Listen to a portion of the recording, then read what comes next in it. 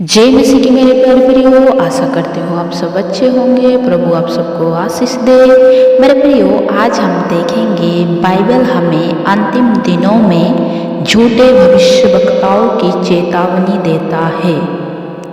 मत्ती 7 उसका 15 लिखा है, झूठे भविष्यवक्ताओं से सावधान रहो जो भेड़ों के भेष में तुम्हारे पास आते हैं, परंतु अंदर में वे फाड़ खाने वाले भेड़िए हैं। मेरे प्रियो, यह वचन हमें बताता है कि झूठे भविष्यवक्ताओं से सावधान रहो।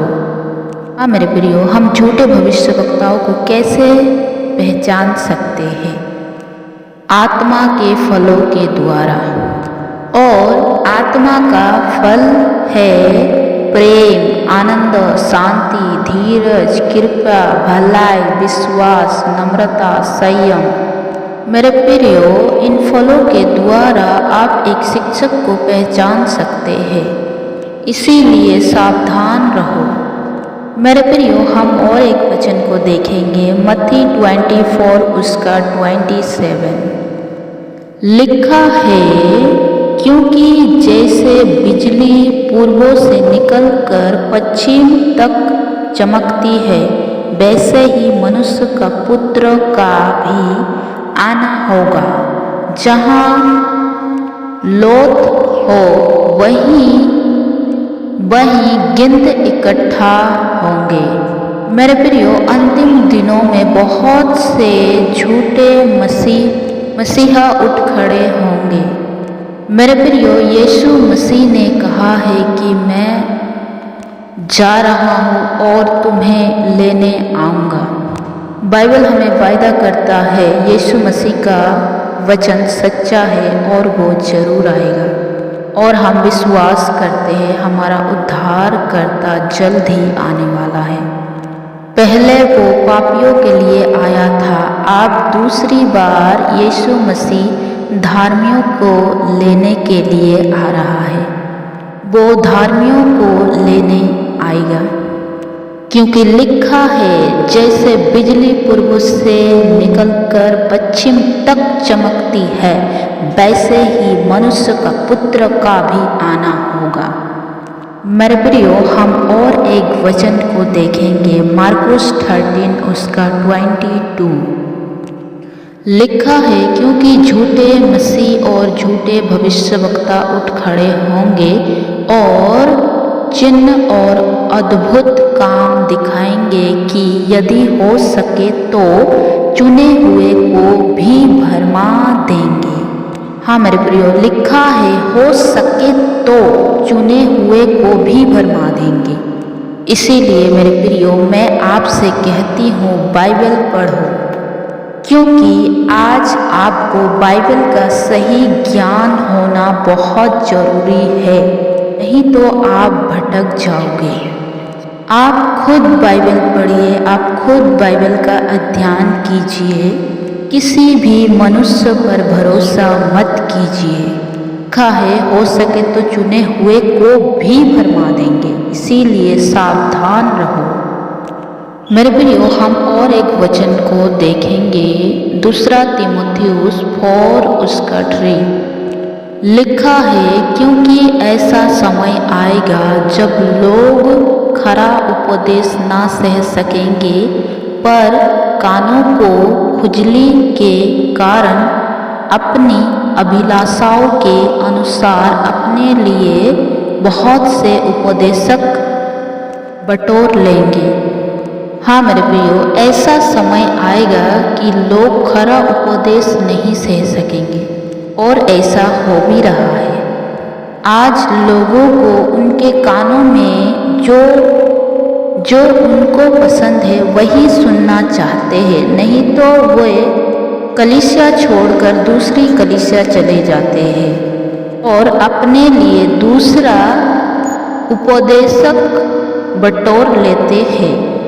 मेरे प्रियो, हम और एक वचन को देखेंगे, 2 तीमुथियुस 3 उसका 5 लिखा है, वे भक्ति के भेष तो धरेंगे, पर उसकी शक्ति को ना मानेंगे, ऐसों से परे रहना। हाँ मेरे प्रियो, वे भक्ति के भेष तो धरेंगे पर उसकी शक्ति को नहीं मानेंगे। मेरे प्रियो, ऐसों से दूर रहो। आज परमेश्वर का वचन सिर्फ और सिर्फ शब्दों में रह गया है, उनके मनों में नहीं। इसीलिए ऐसों से परे रहना। मेरे प्रियो, हम और एक वचन को देखेंगे, दूसरा पत्रस 2 उसका 1 से 3 लिखा है, जिस प्रकार उन लोगों में झूठे भविष्यवक्ता थे, उसी प्रकार तुम में भी झूठे उपदेशक होंगे, जो नशा करने वाले पाखंड का उद्घाटन छुप छुपा कर करेंगे और उस स्वामी का जिसने उन्हें मोल लिया है इनकार करेंगे और अपने आप को शीघ्र विनाश में डाल देंगे।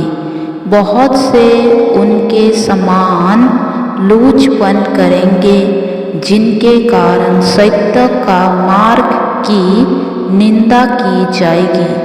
वे लोग के लिए बातें गढ़कर तुम्हें अपने लाभ का कारण बनाएंगे और जो दंड की आज्ञा उन पर पहले ही से हो चुकी है, उनके आने में कुछ भी देर नहीं और उनका विनाश उगता नहीं। मेरे प्रियो, यीशु मसीह के समय में भी झूठे भविष्यवक्ता थे। ठीक उसी प्रकार आज भी झूठे उपदेशक होंगे, सिर्फ आपको उन्हें पहचानना है।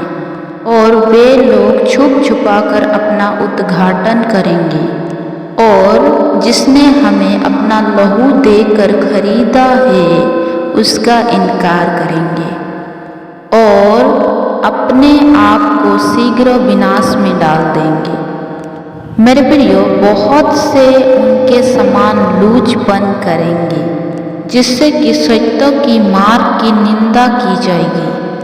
वे लोगों के लिए बातें गढ़कर तुम्हें अपने लाभ के कारण बनाएंगे। मेरे प्रियो, आज हम बहुत सी जगहों में ऐसे देखते हैं कि लोग बड़े बड़े कलीसिया तो बना लेते हैं, लोग भी आते हैं, लेकिन फिर कुछ ही दिनों बाद हम देखते हैं कि एक पास्टर के घर में गाड़ी, बड़े घर, पैसा, लेकिन कलीसिया के लिए कुछ भी नहीं। कलीसिया जैसा कि वैसा ही है।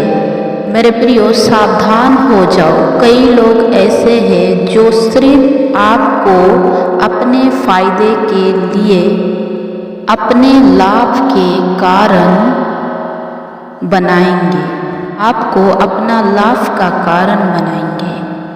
और जो लोग ऐसा करते हैं मसीह के विरोध में, उन पर पहले से ही दंड की आज्ञा उन पर हो चुकी है, क्योंकि यीशु मसीह बहुत जल्द आ रहा है।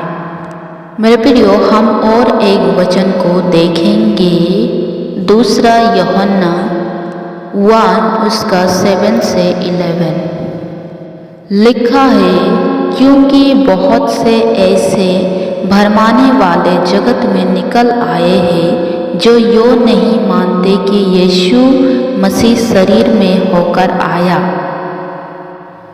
भरमाने वाला और मसीह विरोधी यही है। अपने विषय में चौकस रहो, जो